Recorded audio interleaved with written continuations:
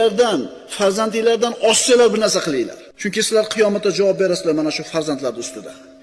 Ulfatlar turib tursin, somordagi osh turib tursin, ko'chadagi jinnikat yurishlarimiz turib tursin.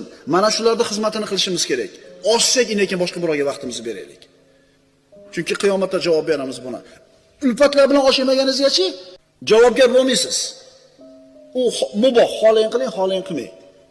Ammo bu vojib edi erkingizga. Sizdan boshqa hech kim qilmasdi bu narsani. Ko'chadagi ishinglarni bahona qilib, bolangizni tishi qiyshiq bo'lib turibdi. Olib bormayapsizmi tabibga? Gunohkorsiz. Bilyapsiz, bolangizda bir qaysidir bir kasallik turi bor, shu davolanmayapti. Orqaga surilib kelyapti. Gunohkor bo'lyapsiz.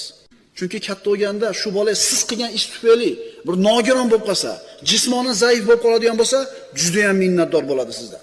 O'sha paytda menga qaraganinglar shunaqa bo'lmasdimi ekan deb bir marta aytgan paytda chiqib ketadi burninglardan buloq.